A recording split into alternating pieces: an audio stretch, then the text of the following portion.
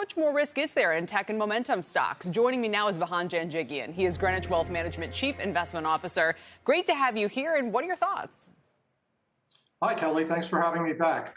Well, I do think the market is a bit pricey, but I've learned through experience that when you get out of the market, you're taking more risks than if you stay in. So despite the fact that I'm a little bit concerned about some of these inflated prices, especially in the tech sector, I think it makes sense to stay in the market. But I really think people should tilt more toward value. If you look at results over the very long term, you'll see that value stocks do outperform growth and small cap stocks do outperform large cap stocks.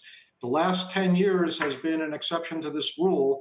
So either the rule has changed or we're going to eventually go back to what's considered normal. Yeah, hey, listen, you put your finger on it because the growth investors right now are going, no way does value outperform based on recent memory. I want to play, you brought up such an interesting point that we just heard David Tepper speaking to Scott Wapner about, because I don't know if you caught that interview, Vahan, but he basically is sort of reluctantly in stocks, if I could describe it.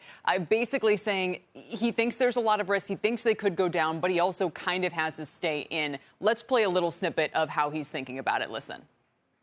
If you really have inflation become set in the economy and the Fed's behind the curve and they're not going to raise rates in the middle of the year, that, the bond market starts going up a lot and people think it's not going to go beyond 2%, but all of a sudden it's at 2.5%.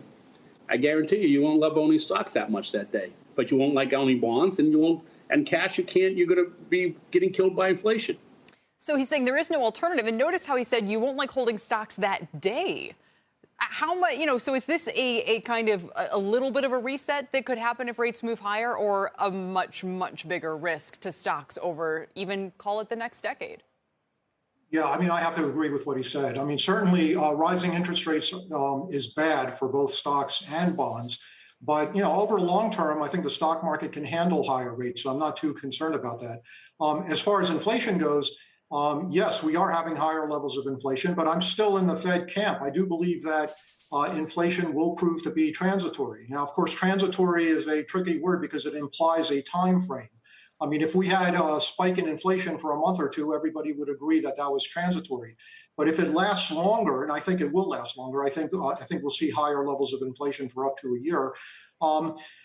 Is that transitory? Well, over the long term, yes, but it could be very painful in the short term. So I think we could see higher levels of inflation. If interest rates go up at the long end of the curve, that should actually be pretty good news because we see a increasing spread and a higher yield curve. So that could be good because that's usually a sign that we're not going to have a recession. But, as far as there being no alternative to stocks, that's true.